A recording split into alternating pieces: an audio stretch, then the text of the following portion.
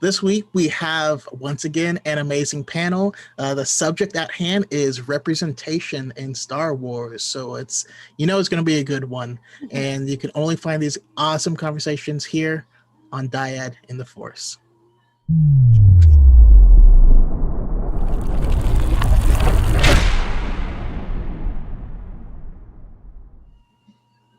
Hey guys, we're live again for the second week in a row. This is Dyad in the Force. Let me see who's in the chat so far. We have Kieran Kara, Michael Hubbard, Xcore Gamer Skills, Cad Bain, Padawan 2506. I'm noticing a lot of transfer from my live, so that's good. Welcome That's to why we're Dyad. here. Welcome to Dyad in the Force, episode 18, Representation in Star Wars. We are joined by two queens from Star Wars TikTok. We have Marianne from @Screaming Namaste, and we have Maddie from @OthBrunette. What's up, guys? How are you guys doing? Hey, Hi. I'm doing good. I'm happy to be here. This is an interesting experience for me, but I'm excited. Absolutely. This is a conversation I think that needs to happen.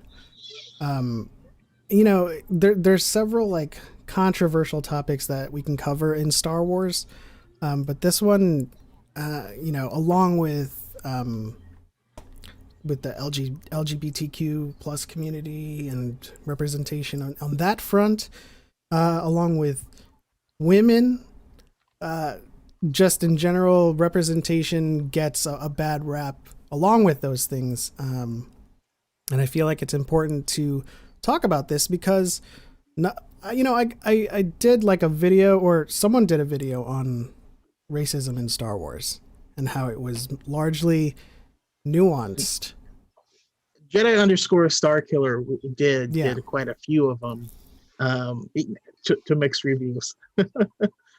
And I don't talk about it much on my channel, but I really should. I mean, I mostly say I'm not brave enough for politics, but when it comes to representation and people's lives and us literally existing, that's not political. So yeah, someone's Exactly, that's what I always say. Someone's I always existence say shouldn't that be to people. political.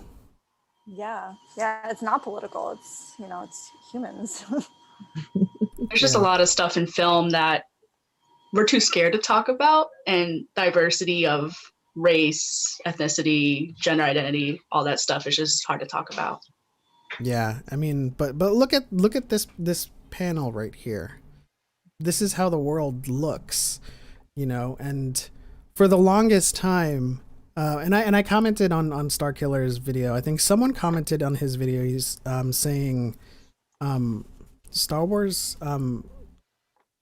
isn't racist. What are you talking about? And I gave him the benefit of the doubt of willful ignorance. Of course, I replied, so you don't see that the Nemoidians are Fabi Japanese immigrants, right? Like, where are the droidekas? Like, you don't hear it at all. You don't see that a lot of the ethnic accents represented in Star Wars is the aliens, or that the only was there another black person in Star Wars other than Lando before Lando? That was human. Yeah. No, I mean Wilro Hood, but just a random guy on Cloud City running. Yeah, I mean, just like you said. Other than that, there've been Twi'lek dancers, and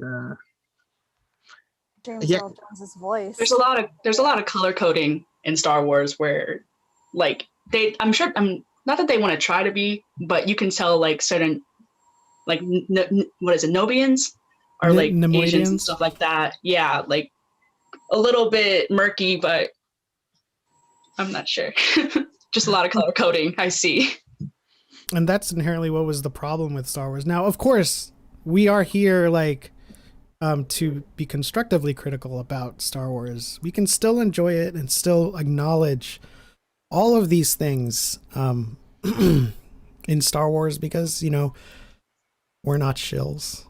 But that doesn't mean that we have to spend our days and nights just dragging Star Wars through the mud because we're fans. No, we love Star Wars because we're fans.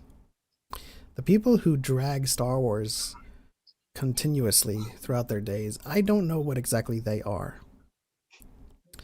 But it's funny that like throughout watching the prequels and throughout watching the originals, all of the people that now, would you say that like they purposefully or at least mindfully gave the aliens accents, ethnic accents, or do you think that, you know, subconsciously when they were writing the alien races, they were like, how would this alien race sound?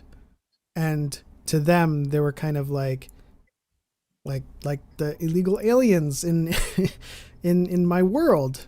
Like, what do you guys think? Maddie, we'll start with you. Yeah, for like an example, I don't know if maybe back then they did it, but for the Rise of Skywalker, the whole entire desert scene, forgetting the specific name, they got the people of Jordan to be there and like act as like the alien creatures. But they weren't talking, but I don't know if it was just like a thing of convenience where they had like they were filming somewhere in Asia and they had the locals come in just to like local actors to come in and it just happened. I'm not really sure if it's something that's just a coincidence or not, but sometimes, I mean, they like people with accents to come in and stuff because it just shows diversity and like the voice and like different planets and terrains the best that they can without making that something else on top of Star Wars. But I don't know if they do it mindfully and think about it. What do you think, Marianne? I think those things, sometimes it's hard to tell. And I think that it's hard to tell if it's intentional or unintentional bias sometimes with the way things are written. But I definitely feel very strongly that there needs to be more people of color and women, not just in front of the camera, but behind the camera, in the writing rooms, directing these films, making these films, because then I think that that would greatly reduce if there are, you know, these unintentional biases, or even if it is intentional. So that's sort of my take on that. Yeah, I mean, I totally think that it's unconscious, and there's this thought, and also, by the way, this is supposed to be conversational, so you guys don't necessarily have to wait for prompts. You can always just jump in and let us know your feelings and thoughts, because that's why we're here. If we're talking at the same time, we'll shut up. You guys don't have to. Okay. Good to know. Someone did say conscious right now, and there is this term called like color conscious casting, where you purposely cast people because their ethnicity, their color is important to the story. Whenever it comes to Star Wars, human races and ethnicities aren't, of course, like a thing there. But that's just like one like little gray area in Star Wars where it's just like, would they cast someone of color because of they're of color, or cast someone of color because they're color blind casting and just casting to whoever fits the role? Yeah, I mean, I think the large issue that was at play in the past, and hopefully we can see it get better going forward, is this idea of the default. What is the default person? So we've seen this throughout all of, you know, fantasy, and it's largely from Tolkien, where the different groups actually represent different, are inspired of different groups, and so it kind of bleeds in, you know. And the Empire, they all have British accents. We know that that's the Coruscanti proper accent. Why is it proper? What exactly makes it proper? Versus the Twi'leks specifically, all have kind of a, I don't know. I feel like a lot of times they are depicted with like, I don't know if there's hints of Russian, hints of like Romani, like those groups in their accents. But yeah, I mean, it's no, I mean, it is a fact that the vast majority of non-white and non-male characters are all aliens. I mean, how many women speak in the original trilogy? Just speak. Think about it. We got Leia barely Right. passing that gender test of like 2 or more women in a film. It's not sexist. I'm forgetting the certain name of the film test that's used a lot in Hollywood. Like they try to meet like a quota. It's the I don't know if you're referring to the Bechdel test. That's what it is. Yes. Yeah, where in order to meet this minimum standard, you have to have 2 women speak to each other, and they are not speaking about a man. Like they have their own lives, they're their own people, and they have their own relationship that's not contingent on someone else. And I don't think Star Wars passes that Bechdel test. At least not the originals. Yeah, I don't think so either. Does the sequels? Uh, I mean, really, I would have loved to have seen Rey and Rose together in the sequels, which, you know, we never got. yeah, I mean, The Last Jedi does, but and we just lost Maddie. Yep, that threw off my stage. Uh-oh, now it probably looks wacky. We'll be right back after these short messages.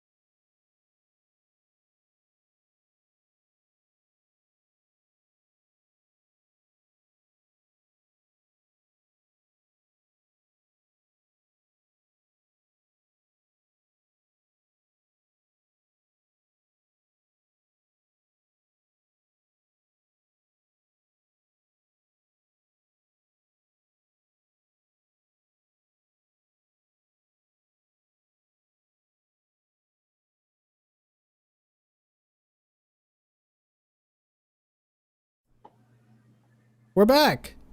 Sorry, guys. Hello there. Hello there.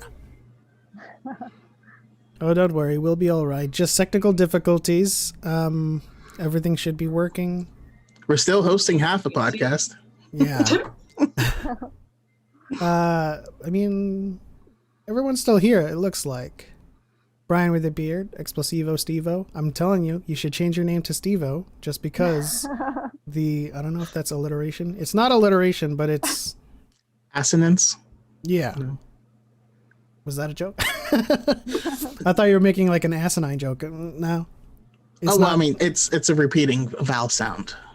There you go. Yes. Star Wars lawyers here. Padawan, Julie, Christine. We're fine. Situation's normal. AT&T loves me. Okay. So, we were talking about Bechdel test. the Bechdel test, the sequels. How does it do on that scale? Yeah. So I was just saying how the definitely the Last Jedi passes it with Leia and Holdo, but I don't believe that the rest of it does. I mean, they could have done it with Rey and Rose, but they replaced her with a slug. I mean, we do stand Claude, but Yeah, there's like a brief, there's brief scenes at the beginning of Rey talking to Leia, but yeah. We have, like, in the Rise of Skywalker, we have, like, Lieutenant Connix and Rose and the other guy, like, their little trio, but, like, they don't get much screen time. yeah. Then we have Jannah and Rey. They don't get much screen time together.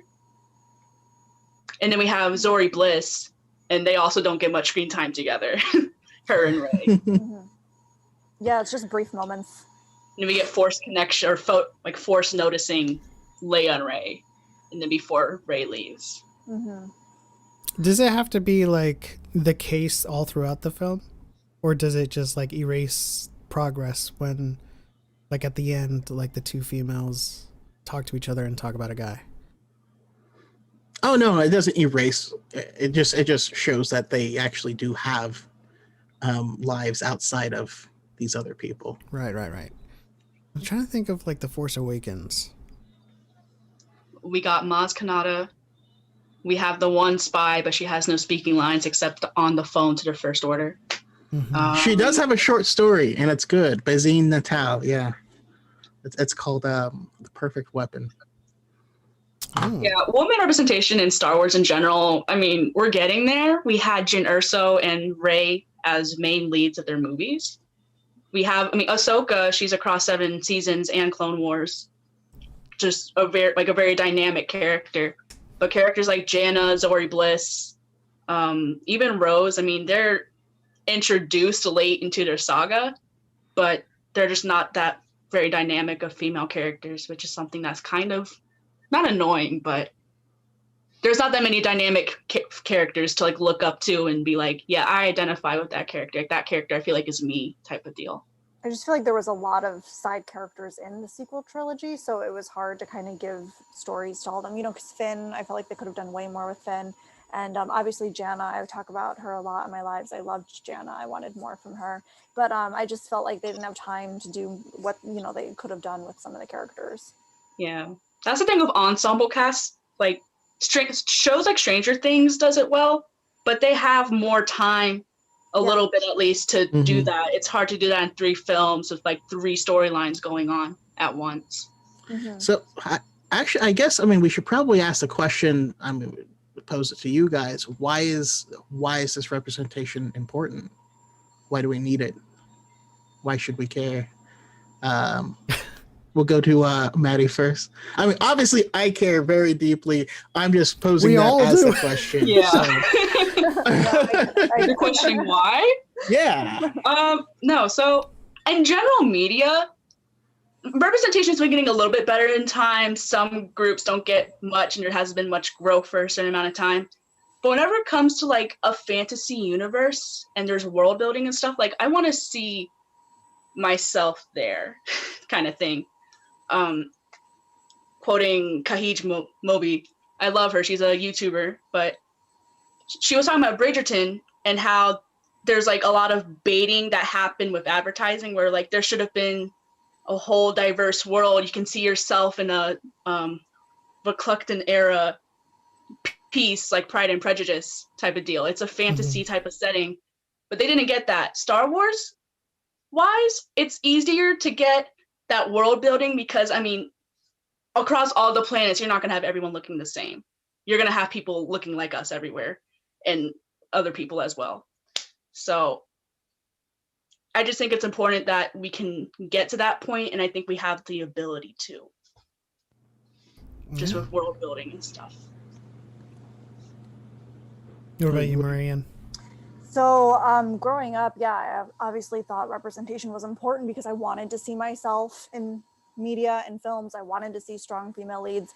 But now as an adult and an adult who's on Star Wars TikTok, I think it's even more important to have strong female leads so that there's more respect for women, because frankly, the way some of these fanboy type young boys talk to women and about women, it's kind of shocking. And I think that if there were more strong female leads that they grew up, idolizing or admiring or, accepting as fully fledged characters and not there to drive a man's story arc, I feel like that could lead to more respect towards women in general.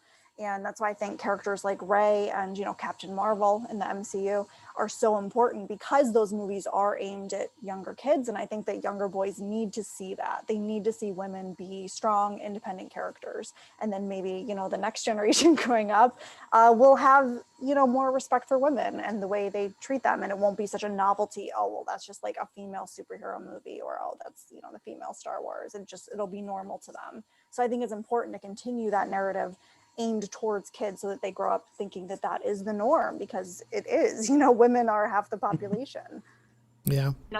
Another thing too that I just remembered, I'm still young, but whenever I was like a little kid in like grade school, elementary, I internalized some stereotypes of Hispanic females at school. I wouldn't do it at home much, but like you have your stereotypes for Hispanics of either like the badass or like dashing, spicy Latino, and then you have like your lazy, stupid, dumb type of things. I wouldn't really internalize those as much, but I only saw characters that were either that or that, so I went with the quote unquote, spicy, hot, badass, as a 6-year-old can get. Michelle we know. Rodriguez, Fast and Furious. Yeah, like stuff like that. Like I would internalizing, like, yeah, I'm like that. I try dressing weird, but like that's all I saw myself as on screen. There's characters like Carmen Cortez, and then what's another one? Trish and Austin and Ally Disney Channel show, more of the lazy, dumb stereotype. But that's like, for me at least, like that's all we got in Dora. Like, there's not much for me to relate to, so I internalized what I thought was the best that I saw. Sorry, go ahead. Well, no, I was just gonna say, I mean, it's pretty much the same for a lot of minority groups out there in terms of films and TV. The Asians were like the nerd or the comedic relief, or they knew martial arts. And sometimes they were both, because Jackie Chan's pretty incredible in what he does, but we were never like love interests. We were never like a strong hero that wasn't, a martial artist, karate guy, So a lot of these buckets that you talk about in terms of like representation of people who look like you and people who you relate with in movies exists across the board. And that's all I wanted to say. Yeah, I mean, I can speak from my own personal experience that I always loved Star Wars. I was introduced to Star Wars from my mom. She's always been a big into sci-fi. My dad hated it. So women have always been fans. Obviously, that's why that that speaks to me very well. But I would go out on the playground in elementary school and we'd play Star Wars. This is before the prequels came out. So I was never allowed to be Luke when we played Star Wars. They said I could be Lando or Chewbacca. Those are the only people I was allowed to be. Of course, I would say, screw you guys, I'm Vader. But then they would point out that, well, when he takes off the helmet, he's white, like a Humpty Dumpty looking creature. Maybe you just took a bath for too long. But it's fun. It's like, I honestly believe that these genres are the most important because there's a lot of young people that grow up and this is what frames their moral compass. I know a lot of people that view their love of comics and things like that as almost their religion because, again, it's so heavy on your moral compass. And I just think we do ourselves a disservice if we can't show people that everyone can connect to. And that's kind of why I refer to it as a default because and it's nothing negative on white people or Caucasians or anything like that. I mean, I have white friends. I'm just saying that was a horrible joke.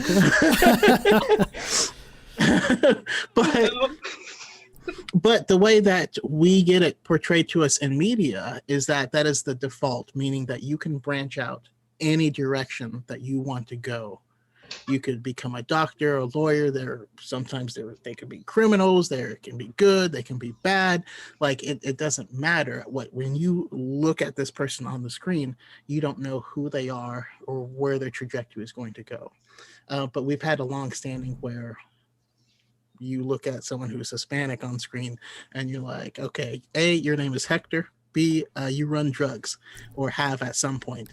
Like, that's a real there's a guy and he's credited as Hector in over 35 films. Yes, I've seen that. Didn't the guy that played Hector in Fast and Furious, wasn't his name him. Hector? That's him. He's Hector in everything. Oh my gosh. He was the voice actor in Midnight Club as Hector. Still weird. But yeah, that's why I think it's important.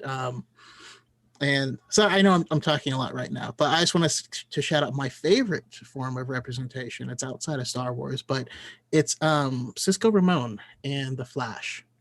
I love that character, and whenever we get a Cisco story, he is Mexican, and when it comes to his family, everything like that, he speaks Spanish. When he says Spanish words, he says them properly, but it doesn't define him. He is, if you ask him, what are you? He's a scientist. That's who he is. That's what defines him.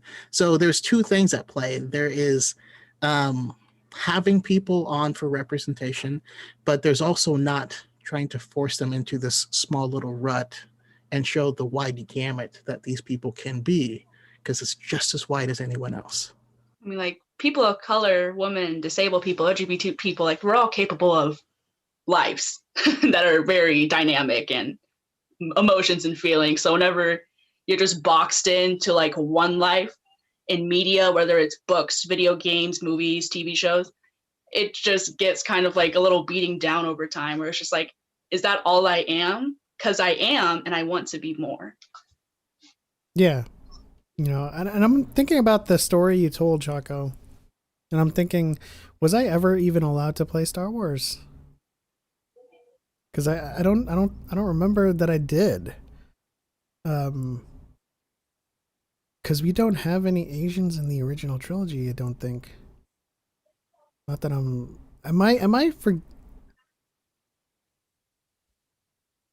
I being hyperbolic when I say that? I don't remember. I mean, definitely not on screen. You're just a rebellion general, but we didn't find out about him until Rebels. But, right, yeah. But yeah,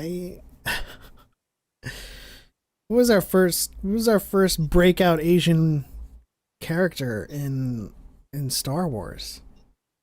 Say B, but again, that's animated, and animation's also like a murky gray water where the characters can be color coded or Europeanized.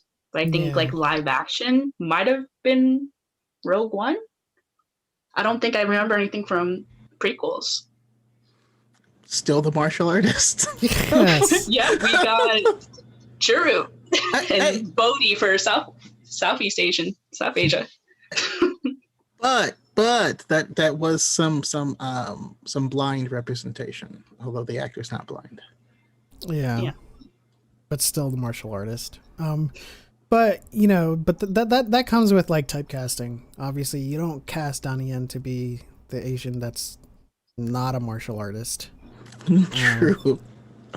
I need to rewatch Ip Man. Actually, that's a whole side topic. I love him. Another watch along.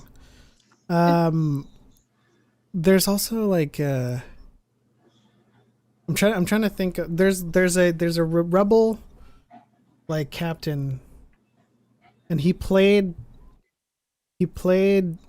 Jin Tong in Rush Hour. I think he appears in Rise of Skywalker or The Last Jedi. Do you remember him? He has a very small command post. Well, I will say that it did widen quite a bit, especially if you look at the First Order round table versus the original round table in A New Hope. Yeah. It definitely got to be a lot more of a mixed bag, but it's still interesting because if you asked anyone to name, like, if you asked someone to name all of the female leads, they could. All the black leads, they could. You know what I mean? But that is what it is. Which is crazy because this is space and there's aliens. Which brings me to another question, and we'll start with you, Marianne. Do you think that the fact that this is a galaxy far, far away, and that the humans are Coruscant instead of Earth, do you think that is more of a safety net for writing, or do you think that it is being used as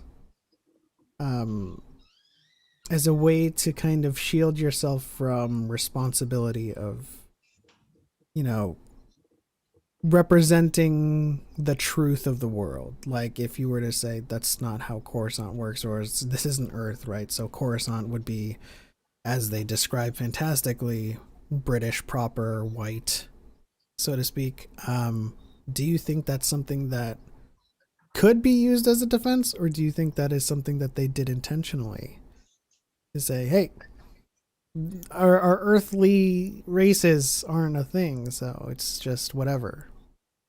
I think it's kind of hard to read intentions into things.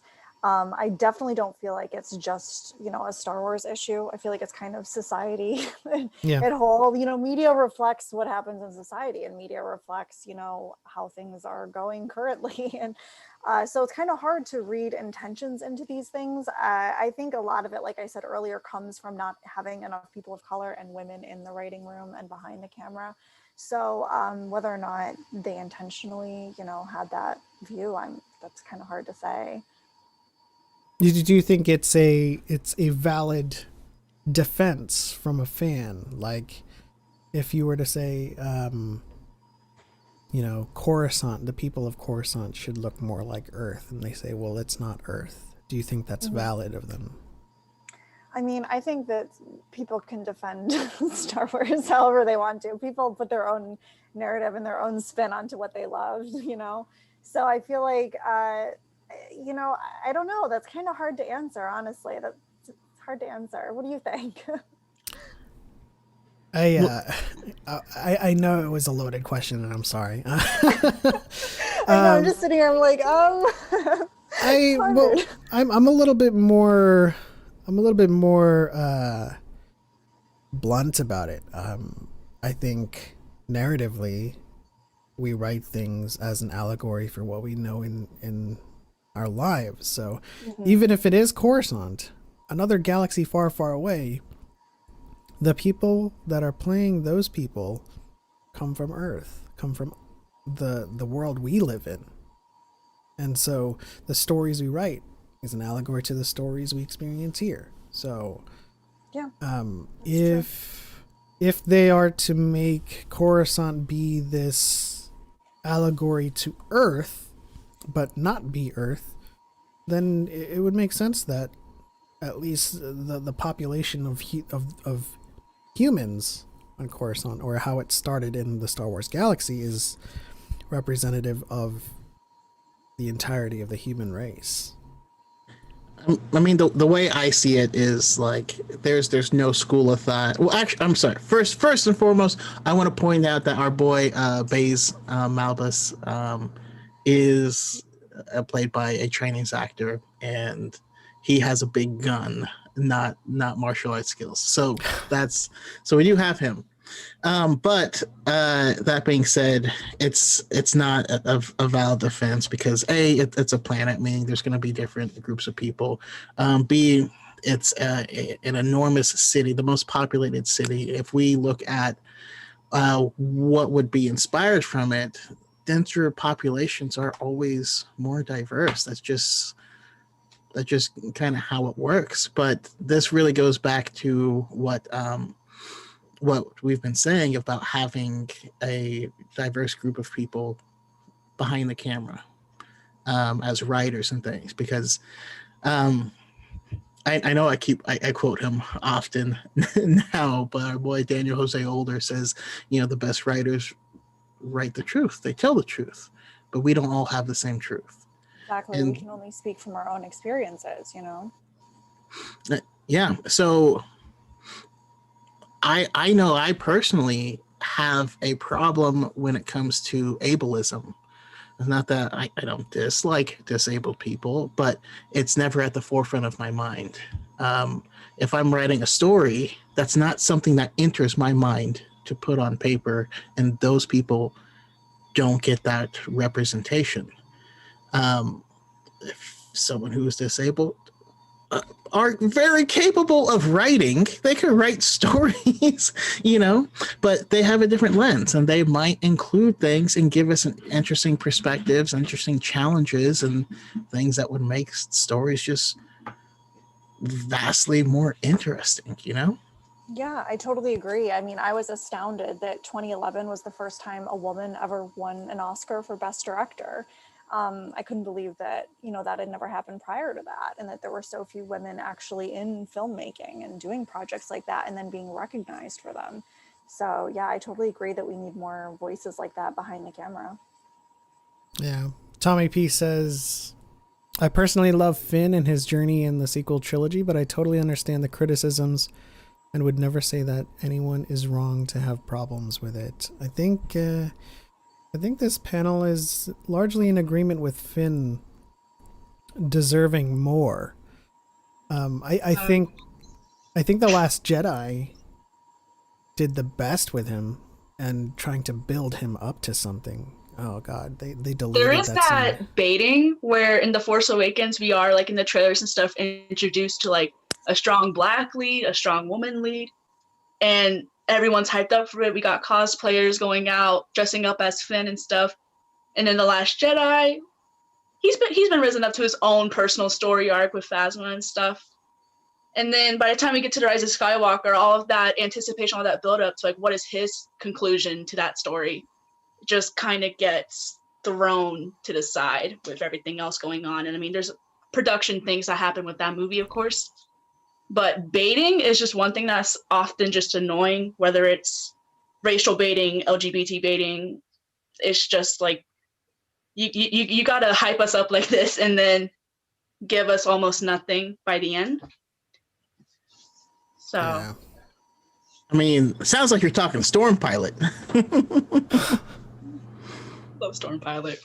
That's another thing too. Another I'm forgetting her name right now, but she is also Hispanic Star Wars content creator. She made a video saying how often once we get like we got like Hispanic leads and stuff, they've been fetishized.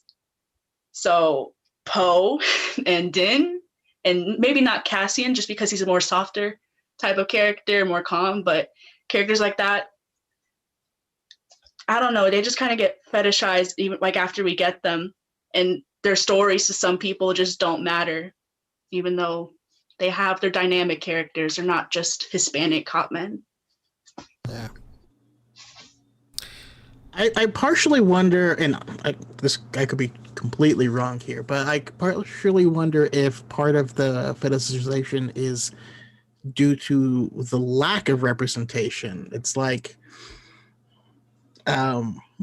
This is just gonna sound weird, but like when I walk into Whole Foods, and I see a fruit I've never seen before, I'm buying that fruit. I don't know what this is. It's intriguing. It's spiky. It looks dangerous, and I don't know how to eat dangerous. it. The whole exotic section at the grocery store, yes. And so, but it's because it's rare to me, and I think that's part of it. And once we get to the point of normalization, it might subside. I don't know. I still like fruit. So I mean, definitely people find beauty and curiosity in the different, the unique. But it's also kind of been, like in Star Wars at least, and I'm sure other fandoms, by like ship culture, that these characters have just been put up to like a pedestal that has a very rocky foundation of he's hot, oh, look at him. I don't know. But some people just fetishize these characters in just ways where I'm just like, these characters have stories too. And this goes for any characters, where it's like a woman lead in a movie and stuff like that. Yeah. The character has some depth. Yeah, I feel like that's so common with women. Like, it's so common the way that their characters are reduced to being like written for men, or to be, you know, the love interest to a male character. Like Leia in Return of the Jedi, the whole slave outfit situation. Yeah. She was uncomfortable to do that because I mean, but also she knows that her character is more than just her being a slave for the first act of the movie. I know. I totally agree with you. And then, you know, they did the same thing with Padme. I feel like her writing, I mean, anyone who follows me on TikTok knows I hate Padme's writing. Yeah, she just, you know, the way she was written, especially in Revenge of the Sith, she was just totally reduced to being like Anakin's love interest. Yeah. That brings me back to fridged. Brings us back to our Women in Star Wars episode, where Hannah was like, her top gets slashed all sexy for no reason other than 3 claws equals a whole midsection. But top, yeah. What would you call the recent fanfare around Jimmy Woo? I a breath of fresh air. Yeah. Love him. Character's very wholesome, and I think we just cling on to characters that are like, with like Marvel going on, all the characters are very like power heavy, like let's do something, and Jimmy was just like, hey guys, very casual and something chill. Different than the rest of the ensemble in that show. Yeah. I'm noticing a little bit of fetishization of Asians, particularly with the advent of Crazy Rich Asians. Suddenly, there's a lot of hot Asians that people want these days, and that typically didn't exist around the days of Jet Li and Jackie Chan. They were just like your action heroes and not much else. And there's some Ned love too from Spider-Man, which is a breath of fresh air, I guess. But still the Filipino behind the monitors. I am behind the monitors right now. But this brings being as my wife is a Korea boo, I'm familiar with this phenomenon. K-pop has definitely, like the whole entire Korean industry and J-pop and all of that has definitely brought like to the Asian fetishization. I can't say it either. Yeah. Like just different like world phenomenons have brought things up even crazier. but again, I think that's just, it's largely due to how rare it is.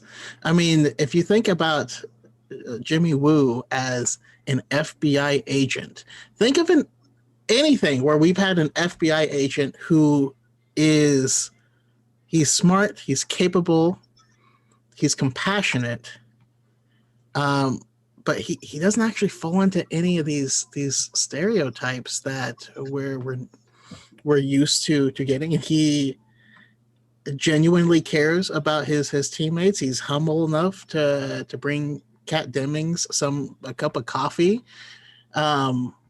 Everyone else there has this big ego, and he is this like, well, I mean, to be frank, he's a regular human who treats people with respect. And and I think that's what people are like shocked about, because we don't often get that. It's always a bravado and pissing contests. Yeah, and to bring this back to Star Wars, we got that in Rose Tico, which was our first kind of mainline Asian character, who was, granted, she was an engineer, but everyone's an engineer nowadays. But she didn't have that typical Asian role either, you know. Paige died heroically, sadly, but you know, Rose was that breath of fresh air too, just like Jimmy Woo is today. And of course they capitulated with the Rise of Skywalker.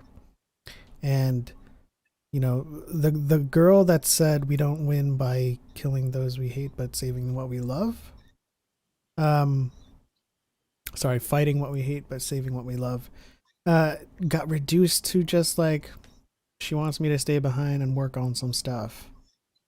That was egregious. Mm-hmm. I totally Kelly Marie Tran, like a true saint, honestly. And she's come back recently with Raya the Last Dragon, which is a movie that I'm excited to watch, because that's new South Asian representation with Asian actors voicing all the characters. We have Awkwafina, this other lady who I believe was also in Crazy Rich Asians. Just like I just like seeing new stories and stuff, and like how we're progressing without making it like that's another thing too, where like you don't have to make everything about race, you don't have to make everything about whatever it is. And I'm just like, it's a very natural progression, I think, that we're starting to get with new POC creators writing stories and being directors, producers, actors. Yeah. And Kelly Marie Tran is back on Instagram, guys. So she has no posts yet, but her bio says, I'm scared, but I'm doing it anyway. Go follow her. Send her a message saying we've got your back. I already did. And just make her feel welcome. I know. I would love to see her come back and do maybe like a prequel or something like on Disney Plus of Rose and her sister, more of the backstory. But I wouldn't blame her at all if she had no interest in coming back to Star Wars after the way the fan base treated her. I mean, she's one of the few people that reprised their role for the Lego special, for the Lego holiday special. Really? So I mean that does say something. Yeah, maybe. But maybe go ahead. So my mind goes back to, and I apologize, because for me, Black representation is a big deal. I know of the minorities, we actually get the most representation now, but which is crazy because there's far more Hispanic people here. But that's a whole side topic. But I see a lot of people weaponizing John Boyega's GQ interview specifically against Disney. But he does make it clear, very clear in that interview. He says, I'm not doing this to bash Disney. I'm saying this because this is an industry-wide problem that needs to be addressed. And I think we're slowly getting there. And compared to where things were in 1977,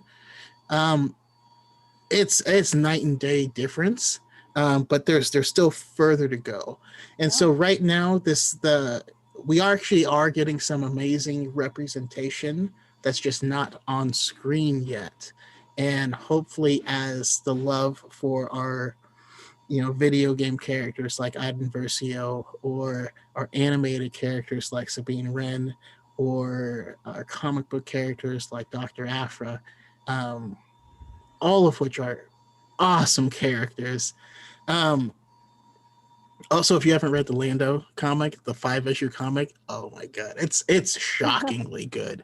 But yeah, as long as we can kind of build that love, um, it's going to start bleeding over. I think we're going to get there, but we still have to keep the conversation going and making sure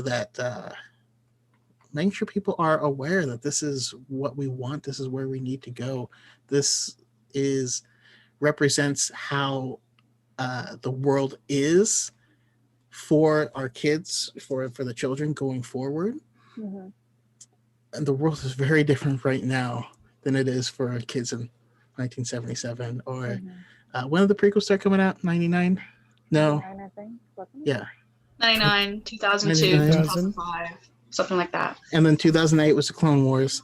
Like this group of young people is looking different and more diverse, and they are being more accepting, and it's largely in part because of this progress that's being made. But I need more of it, and I need more Javinia Gavankar just in Star Wars in general, because she's amazing.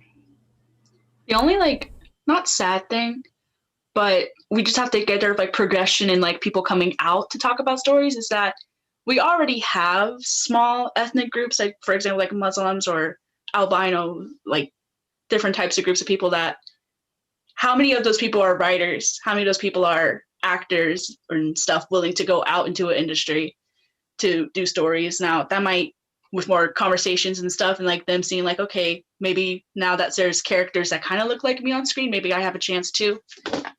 But it's just a very long road that we have to get to start getting stories for everyone. And some stories we may just not get for a really long time, because just by the world how it is, they're already such a small minority.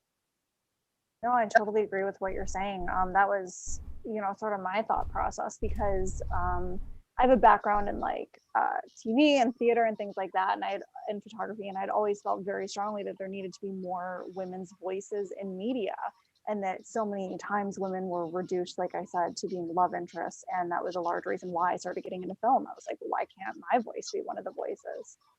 Yeah. And this also brings me to another question about when people bring up the topic of shoving it down their throat and, it being forced upon them.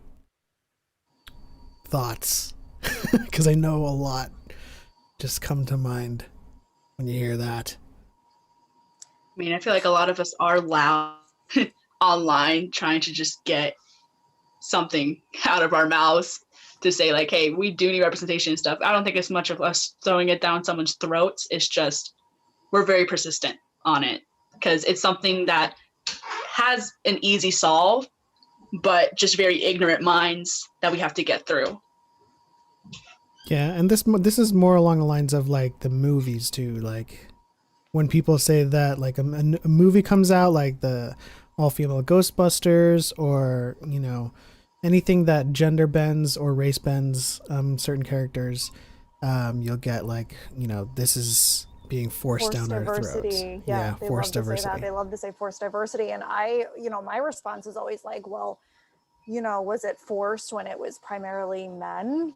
Was that forced? Was that unrealistic? Because if anything, that's the unrealistic thing, because women are half the population, and so I feel like that's a common thing that I hear on TikTok. People say this stuff about forced diversity. I'm so the Avengers, when it's primarily men, was that unrealistic, or did you accept that?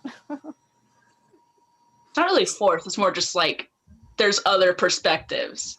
So yeah, they only but that's see my thing, is they only complain when they're not seeing themselves. Oh, and their perspective isn't the majority. Mm-hmm. Their life isn't the majority. It's definitely jarring. And I keep on pointing back to this video by Straw Hat Goofy, when someone was like, who had that same comment, and he was like, in a sea of white people, the black person is the one black person is being forced down your throat. And I just, it's incredible to think about that in that context. It's like, when you shake things up just a little bit, that is when things get a little uncomfortable for you. Like when like the one black guy on my podcast, is that forcing diversity on this podcast? Like I don't get it. Like it takes so little to trigger these people. Mm-hmm. And unfortunately, I feel like younger people hear that stuff being thrown around, and it just becomes a convenient talking point, arguing point, something to comment quickly online. But I don't think they take the time to like sit with it and say, what does this mean? Like, why am I saying this? Like, why people my age, we take stuff in completely different. We have the people who are, there's like the nature versus nurture conversation as well, but their nature is where they're at. So where I live right now, Southern wise, if I were to bring up the talk about ethnicity, it's a very interesting conversation because I'm surrounded by white people. So whenever I start talking about my perspective on things, it becomes a difference. And then online, we have all like those, not forced posts. Now I'm starting to sound like the little fanboys. Like those like little like chain posts that you see, like repost this because Asian hate or BLM and stuff. I just don't think a lot of young people understand what that is, and then they take the information that they do get and then they run with it. They go out the door with it, like everything in their profiles, all that stuff. And I'm just like, understand what you're getting yourself into first, and then you can run with it. I feel like the intent behind it is good, but I totally understand what you're saying, that there's a disconnect with understanding some of the things they're saying. And it's not something that we're taught in school. Like some teachers try bringing it up, but then most teachers are white. So it's just kind of hard to get diversity in talks and just in general whenever you're not surrounded by it most of the time because you are a minority. Performative activism is what it's called. I talk about that in some YouTube videos that I make, but it's performative activism is just one thing where it's often dominated by white people for minority issues. I get very confused. I always laugh when I get so I always try to say, especially when it's not, if it's not relating to like black men, that I don't have the wherewithal I don't have freeness of speech on this topic, because there are things people can say to me that make me uncomfortable. They don't think is problematic, but you thinking it's problematic or not is not relevant at all. And so like it's I don't know, it always makes me chuckle, because yeah, it's this idea of, man, they're just forcing it down, forcing us to recognize that black people and women exist in space. you also get like the flip side of that, where some people, like going back to media, it's like I don't see race, like I see people as people. I'm just like, there is differences with the people. We're all humans, but the whole entire like I don't see race argument whenever it comes to talking about diversity and things like that, very angrily, because it's just like you don't see race, but race just does play a part into stories and what people's perspectives are. Yeah. Good or bad. Just a whole bunch of cultures. And I mean that's a great topic. They're like, I don't see race. I'm colorblind. Yeah, the whole colorblind casting going full circle right now. I don't care if you're purple or have polka dots. Anyway. Marianne, what do you think about not seeing color? Yeah, I think that's a convenient excuse. people like to have in order to not have to practice empathy and practice, reflecting and why certain things matter to certain people. I think it's easier to be dismissive and not have to ask those hard questions about why these things are upsetting or why they don't support it. So I definitely think it's a convenient excuse that people use because it's easier, it's easier for them. Yeah. It's easy to not be open. Exactly. And realize issues. I mean, seeing everyone as the same erases the unique experiences of all those people. It completely ignores what makes them different, because people are different. You can be equal, but be different at the same time. And I would prefer not to have my experience erased. Absolutely. Star Wars lawyer says in chat, the key is not to be color blind, but color conscious. That just sums it up there for you. And I don't remember which movie I saw it in, but recently I saw a scene where it was kind of like, it was a dramatic retelling or reenactment of someone triggered by diversity, and it was a classroom, and the girl was like, why are we reading Great Gatsby when there are so many other great artists? And the white boy in the back is like, Great Gatsby is such a classic, we always read it. And then, I forget how the scene played out, but that is your quintessential like person that is, discomforted by the slightest of change, and scared or threatened that their tradition or their experience isn't the default experience. And if someone else's experience takes the forefront, it's somehow more important than their experience. I will ask the question, and don't feel bad with what your answer is, but whenever you think of the default body of someone, what do you think? Like someone thinks, just like, think of like a character, no context to it, just like your default body, like what would you think? It's a white man. I think of the little T-pose going around, white, average built man. I don't want to think like that, but that's what, most of us are nurtured to growing up with Western media.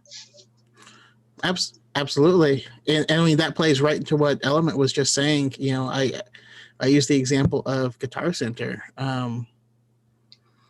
If you think of guitar, you only think of guitars made for right-handed people. Now, that's a slightly different situation because, there are a lot more right-handed people.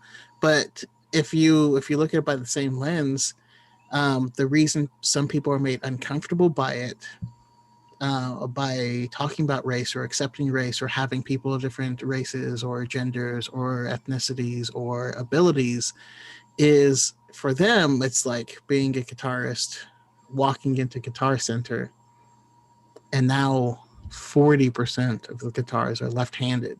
You can't play 40% of the guitars, and you're like, this is terrible. Why would you make so many left-handed? I can't play those. Yeah. And everyone who's left-handed is like, oh my God, this is wonderful. It's been like 3% for my entire life. Every single guitar I see on a regular basis is not made for me. It's wonderful to finally have something for myself. And you can definitely see the opposite sides of that spectrum, That's such a good example. And really, when you take it a step further, I think there's a huge disconnect with, just empathy and respect for other people in general. And that's why it's hard for people to make that connection. Because, if you look at other things, such as something simple as wearing a mask, there's a large group of people that don't have the same kind of respect for that. And I think it does come back to being able to see other people as individuals, as people worthy of respect. And, I think that also largely had to do with like negative stereotypes with Asians, because all of the footage you would see from China and from Southeast Asia in normal everyday life before coronavirus, they were wearing masks because of what they call in Korea misemonji, or fine dust. They're just protecting themselves, right?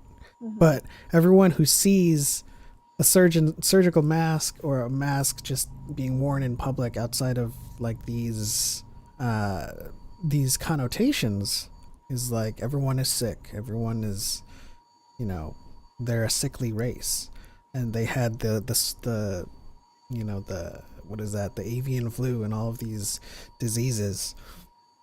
And so Asians wear masks, and then now you're like, there's a mask mandate, and you're like, I don't want to be like part of this sickly, you know, gestalt, if you will. But yeah, Suki the Tauntaun, Vivian, Becky, welcome to the stream. I know you've been here for a while, but yeah, says your Tauntaun is very cute, Chonko. Something that I think, not that we haven't gotten to a point to talk about it, but it's just kind of awkward to bring in, but cosplayers that are people of color. Yeah. That's good example. Like we all have seen in Star Wars community that one girl said Ahsoka Tano is black. And even though there's no quote unquote race in Star Wars, there's people using that argument. I don't see race, I see orange in her comment sections. And then also there's just like the issue with identifying the unidentifiable. If there's a dynamic like woman character who has no race, I feel like it's pretty easy for us, like woman, just people of color, to latch onto that character and be like, you know what, I identify with this character, which is something beautiful. But I mean, I made a video based off of that video, and the comment section was an absolute sorry, I'm trying to think of an appropriate word for that comment Dumpster section. fire. Yeah. And it's a fascinating like thought experiment that requires just tons of mental gymnastics, because I'm trying to figure out like, all right, so there's no black women in Star Wars besides Janna and Seer, which is like the past 2 years. So if a little black girl saw Ahsoka and said Ahsoka's color is, that's who I feel represents me, because she does have black features, and they actually use Kenyan styling for some of her stuff, and a lot of the Sheely stuff is Kenyan styled art. Of course, the Ahsoka name, I believe, is Indian by nature, but that's a whole separate topic. Anyways, it's like, what do you want? If we put more black people, you say it's forced diversity. But if a little girl looks at an alien, and that's the closest thing to representation that she has in Star Wars, you hate that. But you don't want more black people. You don't want more people of color. You don't want them to think of your favorite character as a person of color. What do you want? that whole comment section, I mean, it was just kind of disgusting. And even somehow the Hispanics were brought into the conversation in the comment section. I was just there like, what? And another video with this little girl at a comic convention dressed up as Rey, having the time of her life, taking pictures. This comment section, some guy was just like, did she have to dress up as Rey?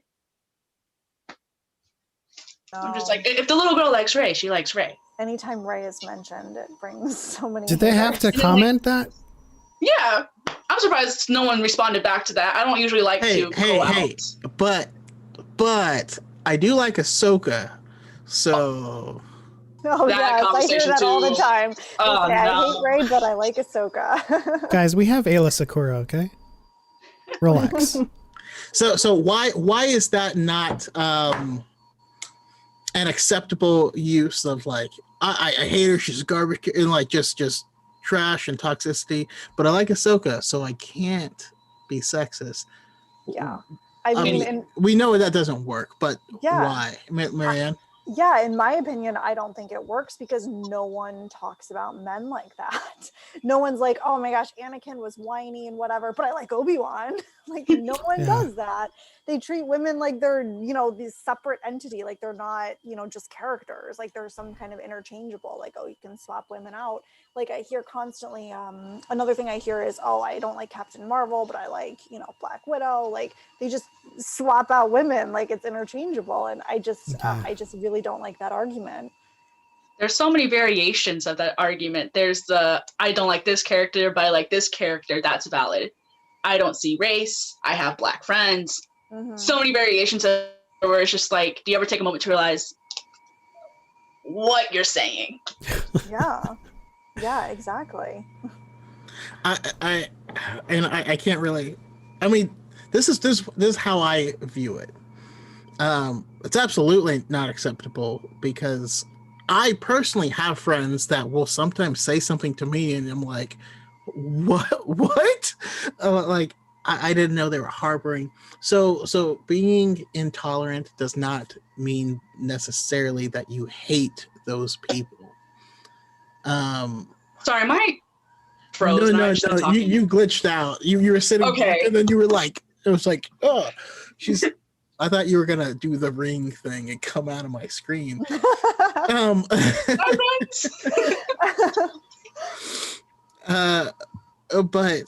yeah, I mean, you can't. Bill Cosby loves women. It doesn't mean he respects them. You know what I mean? Like, it's not an acceptable.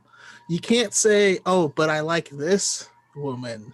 Yeah. So I'm not sexist, because that has nothing to do. Liking women has nothing to do with whether or not you are a problematic person. Exactly. And the response that I keep hearing after saying, you know, on TikTok, how I don't think it's fair to compare women like that, people keep saying, well, if I don't say I like Ahsoka, then I'm going to be accused of being a misogynist just because I don't like Rey. And it's like, you know, I never said you had to like Rey. I don't care if you don't like Rey. The problem is that I feel like a lot of these people just can't back up why they don't like her. They'll just throw out, oh, she's not a Skywalker. You know, I don't like her. Mary Sue. Yeah. Yeah, Mary Sue. Oh, that's another term. It's such a loaded term. Other one is. Yeah. Gary. You know, the token argument you get, like, no one on this panel is advocating that you must like Rey. Mm-hmm. And no one is saying that if you don't, you're sexist. But if your reasons for not liking Rey is that she can do all this and there's no explanation, there's some gender bias happening there because you're not holding the other protagonists to the same standard. Exactly. You know, a lot of gray water with these conversations that should be kind of common human decency type of sense. But then there is also that gray water where it's just like, do I want to combat an argument with someone saying that? And like, will they understand that they're not that are not using the same logic for other characters? Mm-hmm. I mean, well, yeah, that's the thing. I'll combat it. To some. Yeah, I replied to someone. They're just like, you know, Rey is a Mary Sue. That was their whole comment. I'm like, well, is Luke? They had very similar storylines, and you know, but of course, Luke doesn't get the same comments because he's a man. Yeah, pretty much. And yeah, that's like a whole thing where it's again, people think that if you have this trait, then you're gonna hate these other people. But the fact of the matter is, I feel confident to say, and I hope you guys aren't offended, that we all harbor biases. We all do. And it's about understanding that we do and not letting that drive us, and being willing to have that conversation with ourselves of, is this possible? So whenever I hear specifically, oh, but I like Ahsoka, to me, that means that person fundamentally does not understand gender bias. From a fundamental level, they don't know what it means. Mm-hmm. And therefore they can't speak on it, because you clearly you absolutely harbor it, and you don't think you do, and you are unwilling to have that conversation with yourself, and that's the problem. Yeah. And just to add on top of like the discussion on interchangeability, and you'll probably get this wordplay, but therapists are attracted to their victims. Mr. Coog says, Ray's too OP, worst argument ever. It is, because when you put her up against people in the brackets, she doesn't win those brackets. She literally never won a fight on her own power in all of Star Wars. And she died. She died. I know. Yeah. They love to say, oh, she's too perfect and nothing bad ever happened. I was like, you know, she lost everything. She lost her family, all of her mentors, her dyad. She died. Like, what else does she need to lose? Kidnapped in the first movie. Yeah. Kidnapped and probed in the second, like forcibly information ripped out of your head. Died in the third movie. Mm-hmm. Yeah. Saint Pat is saying Anakin was literally given the Chosen One status. How can you not expect him to be OP? And how can you use that as a measure of character? It makes everything biased. Ooh, I'm sorry. Can I take that one? Yeah, go ahead. Chosen One doesn't mean you're more powerful. Never has. It never does. And also, Chosen One was invented for the prequels. That was never a thing in Star Wars for the majority of Star Wars' existence. But I just watched the Lord of the Rings trilogy for the first time. It was a great experience. And the Chosen One prophecy is best explained as Frodo. It means you're the one that has to do the thing. You are the one that has to complete this journey. But it doesn't mean that you're on autopilot. It doesn't mean that you have extra powers to do this thing. You have to complete this task on your own power.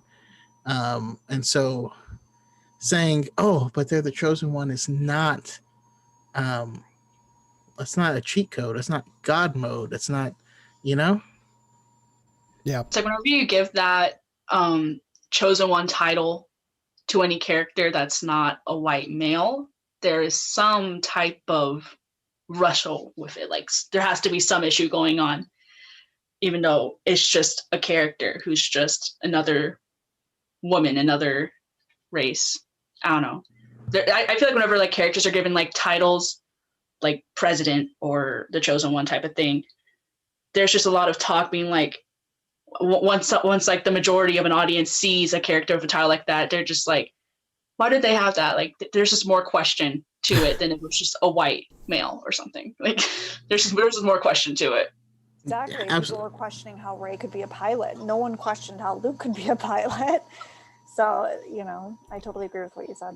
Yeah. I mean, he said he was a pilot. I mean, yeah, he was 9, but still, he told us. All my life. But I do like to say that the Chosen One title is a device for purpose and not for power. What gave him his power Across was the bear. Yeah, what gave him his power was him being a virgin in the Force. But yeah, so I hope that answered your question. Well, it wasn't actually a question, but I did pick you out of the bunch. Response to comment. Yeah. I wonder what your guys' thoughts are on animated and motion capture characters being hidden, or even Mando being masked for most of the show, just POCs being hidden as like an alien or something, just talking for most of their show time, if not all. Not showtime, but you know what I'm talking about. I mean, I know how I feel about it in general, and that's really shouldn't be the case. But in terms of Mando, I think it could be a white actor in there for all I care. But it's just a narrative. It's narratively purposeful that he has his mask on.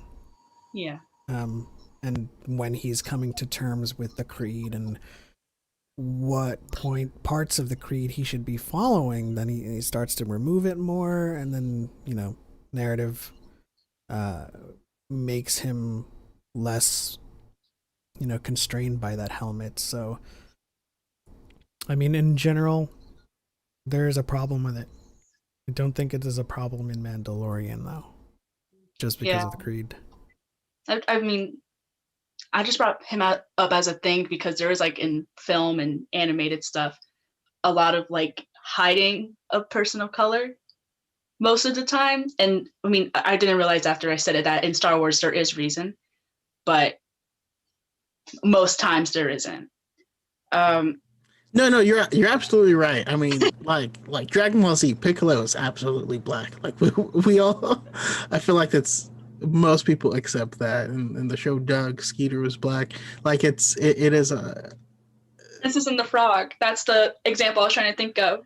Oh, okay. So that's a whole different topic because people of color, specifically black people, the narrative is that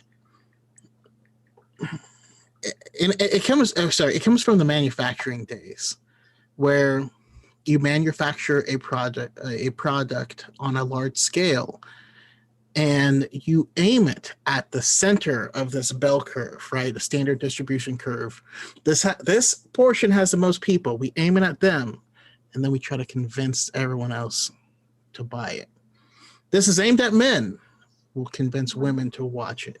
This is aimed at, this is a product for right-handed people, but we'll convince left-handed people that they can use it still. It's a holdover from that.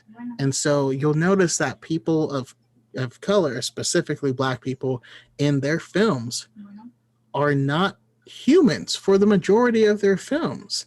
And they're transformed into something else. And the reason behind the transformation is the people behind it who are making it believe that, well, people aren't going to be able to relate. So we turn them into something else so it's more relatable. And this has always happened. I mean Disney Plus had Lion King up for black stories. I mean,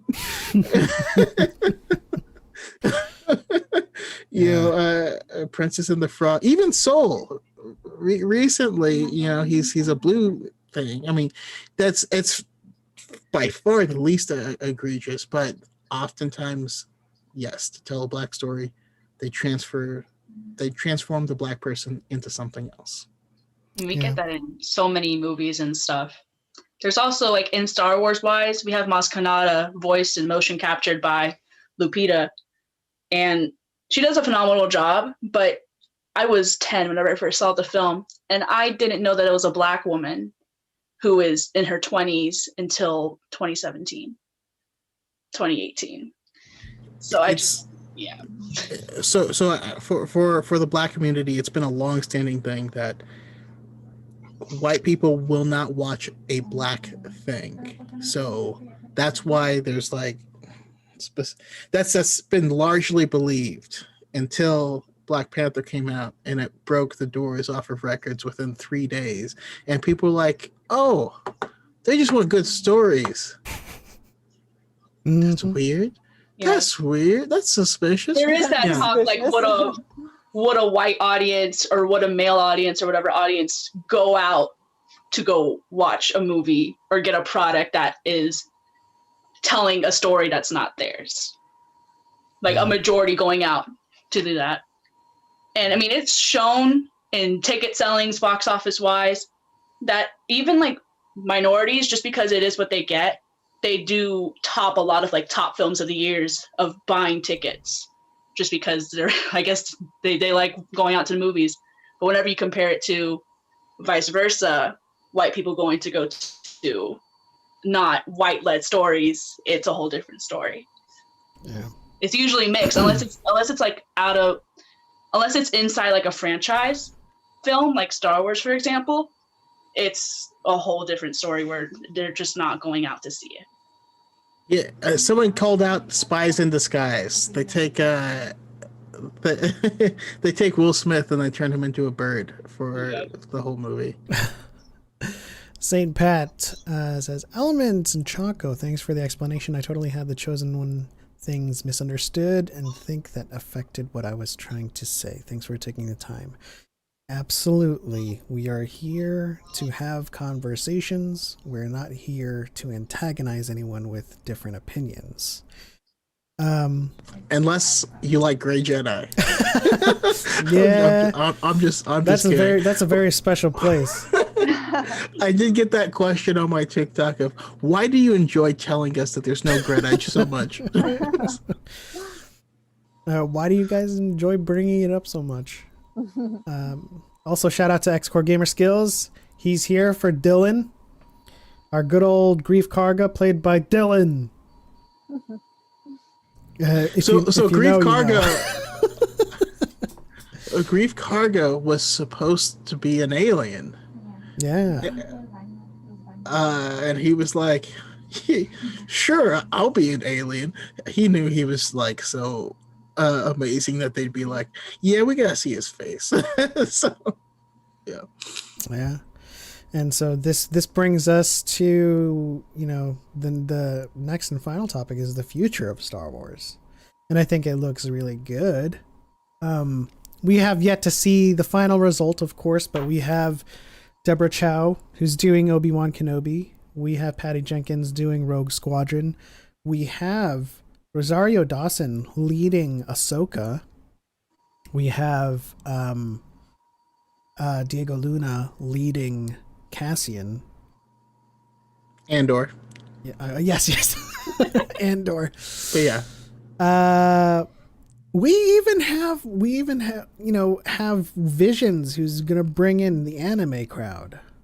Like, even though that is like a stereotypical Asian thing, it's still awesome to that they're acknowledging the vast quality and vast potential of anime and what it can do for their storytelling. Am I missing anybody?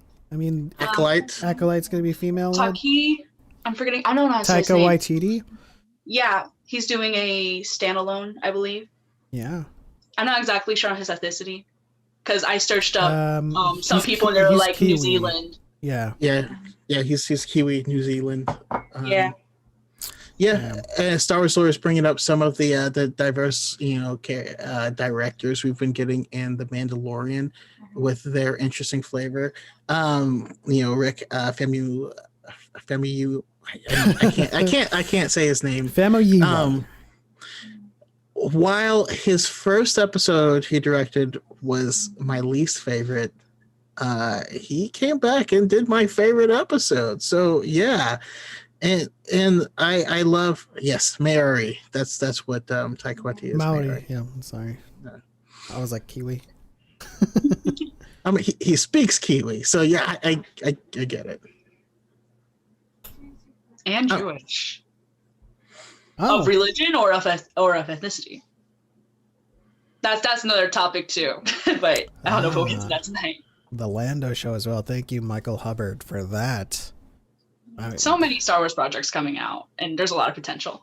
This slate seems like it's 90%, POC, POC women in not even like in it, but at the helm, in the writer's chair, and just in general. I think Famuyiwa is also going to do something. Was he also? I think just in general, they're part of like this family of directors that came from The Mandalorian, and they're gonna do like Ahsoka and Rangers of the New Republic, which, getting some initial reactions here, there are rumors now that they are not going to recast Cara Dune, but they are going to replace her role in Rangers of the New Republic with Hera Syndulla. Now, for the Rebels fans in the chat and out there in the world, in the galaxy far, far away, that is a name that comes with a lot of baggage. Her voice actor Vanessa, I can't remember her last name. But I mean, she can absolutely play her. I was hoping Dravina Gavankar would jump into the role, but she still could. This is just rumors. Yeah, I think we're in a very interesting spot, and I actually love the direction that we're going into, because we are getting things based off of the best people for the job. I know that there's been these weird thoughts that like affirmative action where people have quotas for hiring women or people of color, it means giving the job to people who aren't qualified. No, it's the exact opposite. There are people who were more qualified who weren't getting hired for these jobs Exactly. because of small things like Binders full of women. Where's Mitt Romney? Vanessa Marshall. Yes, I love Vanessa Marshall so much. Uh, Hopefully Tia Sarkar comes back as something, but I need Chloe Bennett as Afra. That's just my that's the one casting I need to have. Also, apparently she's like a Chinese pop star, or was at one point. It's a fascinating story. Yeah, she tried to make it and then didn't. So no, she kind of did make it, but wanted to be an actor instead here. But yeah, that's kind of weird to me. Not this story of Chloe Bennett, but it's weird how The Acolyte is a show that I'm most looking forward to. Came out of a show that I most wanted to see and was most disappointed in not getting. So they were talking about, you know, being female led, Indiana Jones, going from place to place, doing all this good stuff, and Chaco and I, as well as many others, were like, we're getting an Afro show. And then the announcement came, and then we didn't get it. And then I was initially disappointed, and then they announced what it was. I'm like, well, now I'm interested in this. So, it's a weird precision to be in.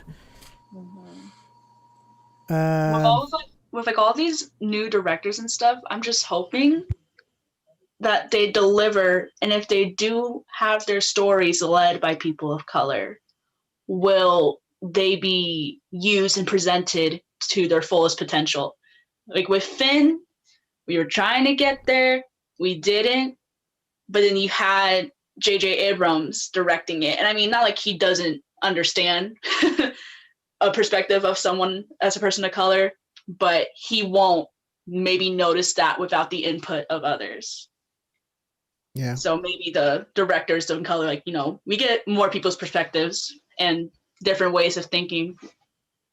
At the very least, Book of Boba Fett, Mandalorian, Ahsoka, and Rangers of the New Republic are all being produced by Filoni and Favreau.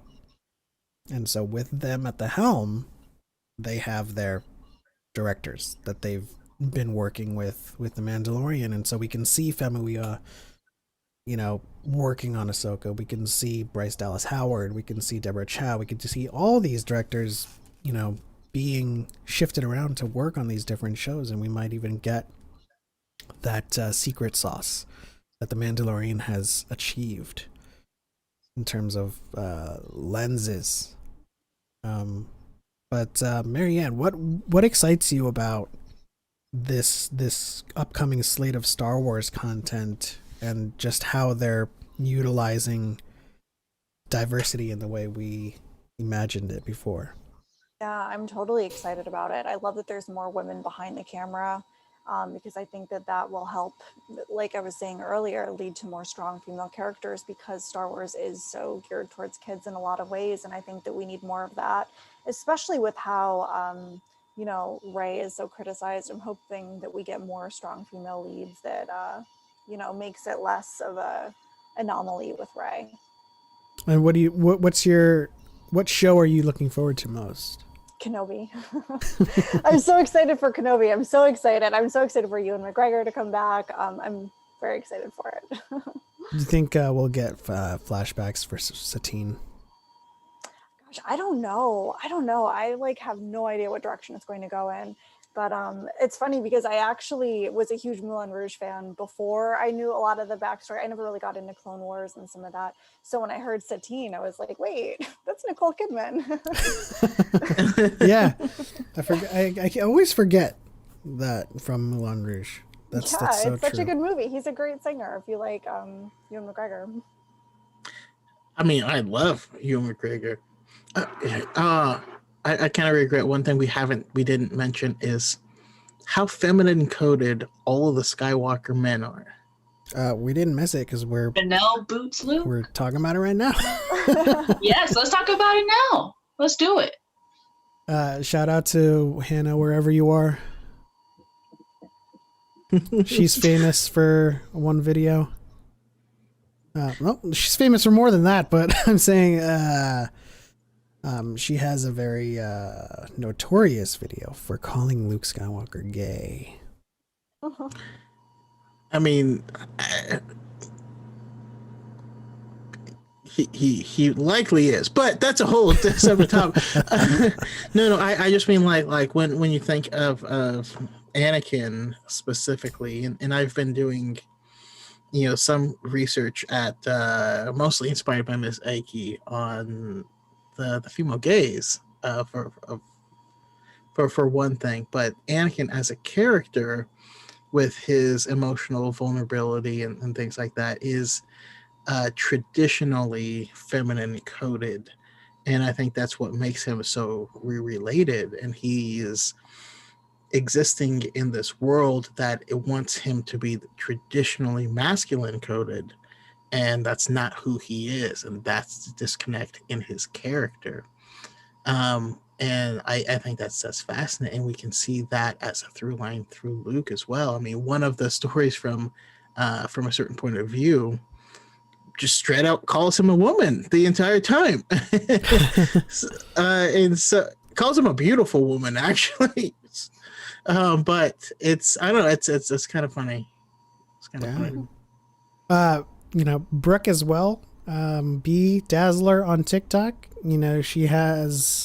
She's part of the, what is it? The Joby One Fenobi ship with Django and Obi-Wan.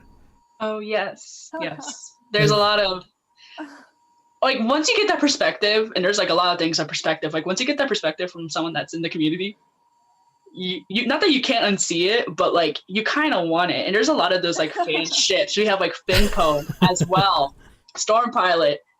I mean, and then also Cara Dune, at least at the time, was I remember a lot of videos of her being a bisexual icon to a lot of people.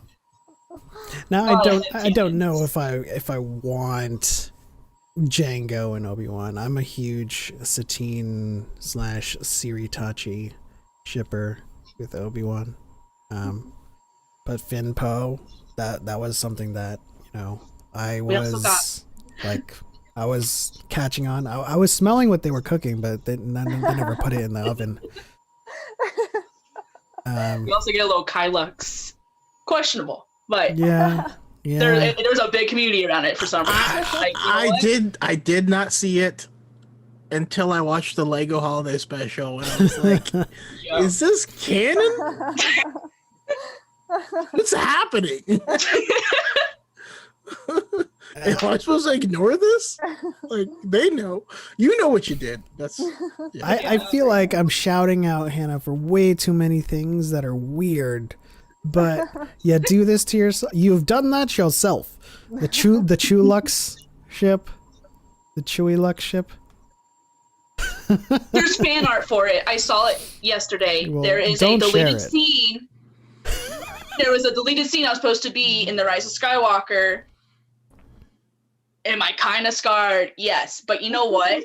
If you like that, if you can find enjoyment in shipping characters like that, you know what? Good for you. We might find it a little bit random. But honestly, that's pretty fun. There's also fetishization. A whole, what I was saying before, but just applied here. But I find that fun that we can do that. I feel like you're forcing me to draw a Venn diagram of gingers and furries. But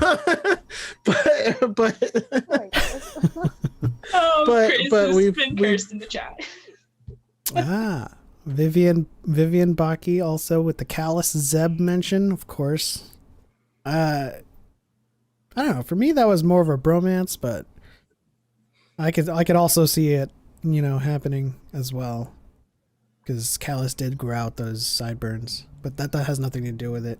That's just what I was thinking. Anyway. And it's stuff how people take like pride in these ships. They're not like bad, like morally wrong. But I was on Pinterest the other day looking at fan art of Kylo. And I see this one creator that posts a lot of them. And their name is Kylux. And I was just like, you know what? Yes. Oh, yeah. That's true. That's true.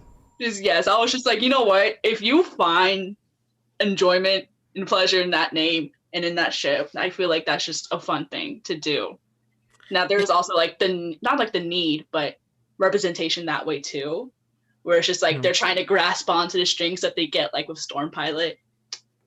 But if you can turn it into something that's fun and enjoyable for you. And while I like it's all totally cool, and I obviously no problems with it. I also think this is another thing that comes. It's birthed from a lack. Yes.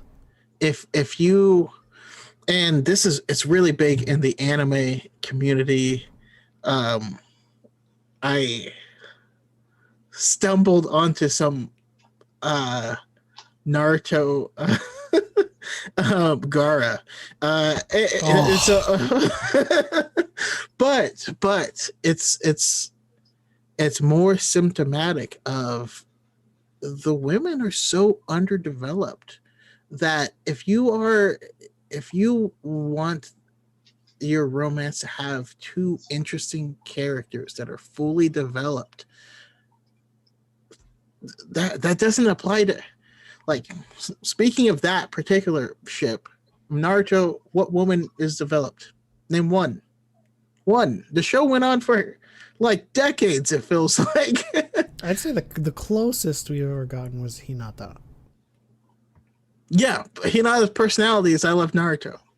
I mean, that's not what defines and honor. Have you seen the movies where her characters? I have not seen all the movies. No. But I have more watch-alongs. But I will say, are the movies canon? Yeah, they are. Oh, okay. There. Yeah. I'm used to Dragon Ball Z, but the movies are not canon. It's it's like playing Whose Line Is It anyways. But shameless plug. That's also another shirt that's coming out, guys. That's not canon. Yeah. We are running out of time, so I just want to throw this question out to everyone. Is there anything that we've missed that you guys wanted to bring to the conversation? Anything that we kind of glossed over?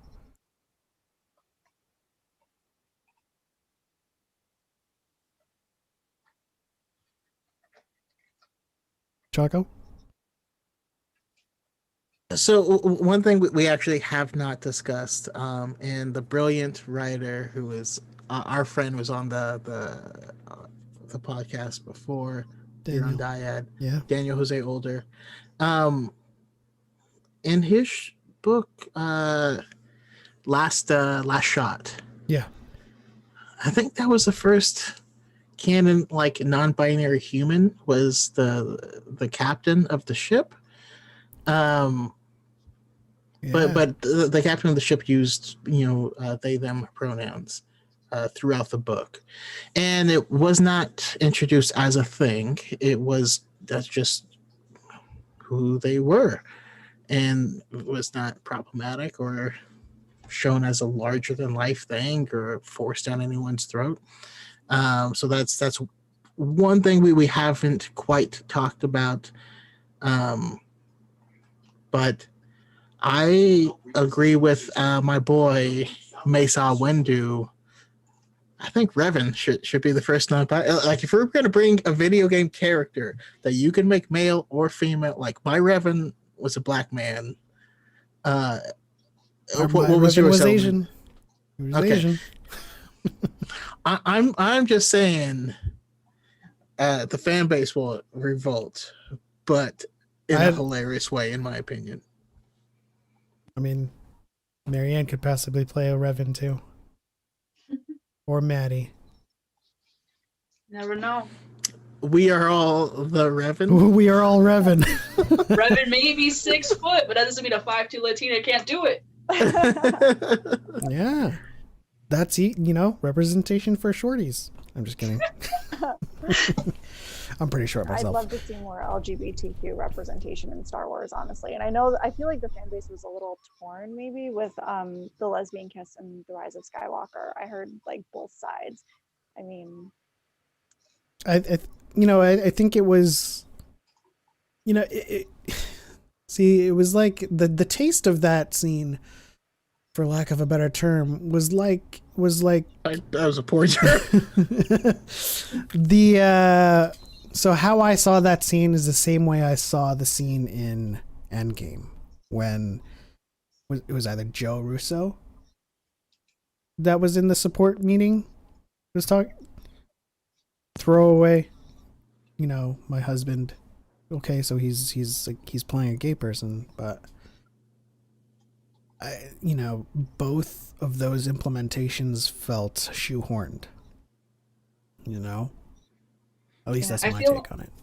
I feel like it's nice to have moments like that where it's not something that's made a big deal about, but whenever you see something like that for the first time in your universe, and literally at the end, you're just like, we've never addressed something like this in the story. I mean, we may talk about it more in the future, but it was just something that was nice to see, but out of nowhere, without any talk of it in any other books, movies, TV shows.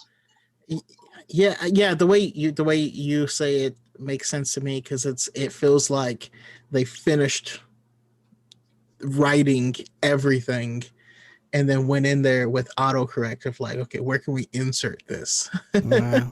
we need it's like a touch of something that they splashed in at the end, and not something written in the narrative, which is why we need more representation behind the scenes. I'm torn on it, because honestly, I liked that it was shown as normal and that it wasn't shown as like, this is some hurdle we need to cross. I liked that it was shown as normal. But I agree, I wish that there was like more of it and that it wasn't such a throwaway scene. Yeah, absolutely. That's ultimately what makes it, like, what kind of makes or breaks that kind of implementation or execution of it, right? Because there was no context around that. Like, they don't, interact throughout the movie and give off this like relationship narrative. It's just at the very end they're gonna kiss and we're gonna check that box off. That's what it feels like to me. And going back to Last Shot, there was also a gay person as well. Again, with his execution, it just seems like a naturally occurring thing, right? No one mentions it. No one like shouts it out in the book. They're there to do something. And then the guy like, "How are you?" He's like, "Oh yeah, my husband," or something like that. Just passing mentions, but it doesn't startle anyone in the story. And that's what we liked about The Last Shot. And so shout out to Daniel Jose Older. We are enjoying High Republic Adventures issue number 2. Can't wait for issue number 3. But we are running out of time. So last question for the panel. If you had, now I'm gonna do like a twist on Chaco's usual green light thing. If you could green light any project, or if you could take any existing project that is in the works and change the cast and crew with anybody, how would you do it? That's hard. You're asking hard questions tonight, Pep. That's how I come. Like I come. Wow. That's how I do things. That's how I roll. I roll like this. Yeah.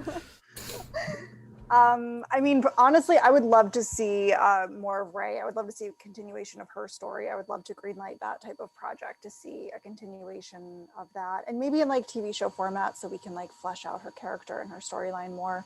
And what happens next with like the Jedi? Does she train Finn? What happens to everyone else? I would love to greenlight something like that. Of course, I would love to see it led, directed by a woman. So. Do you have any idea who that director would be? Oh gosh. Dyad in the Force. You have to represent your Dyad. You can't. What? You have to represent your half of the Dyad. You gotta. Oh geez, I'm speaking on behalf of Steve now too. I'm representing the whole thing. Oh gosh, I'm not sure. That's a tough question. Steve, say something. You're in the comments. What do you think? Help me out. He's powwowing with Star Wars lawyer. I don't think he cares about you. My mods. Maddie, what about you? Any projects? I feel like a project I would want to see. I would want a person of color, woman at the front, and then maybe just like a good other type of diverse but friend. Just going through like casual adventures in the galaxy, because I feel like we do get a lot of like strong, like we have to save the world type of stories. So I want something a little more casual, just people just making it through. Maybe something similar to Rebels, but live action. I'm not sure who I want to direct it. I have very many directors in my minds, but I can't get their names out of my head.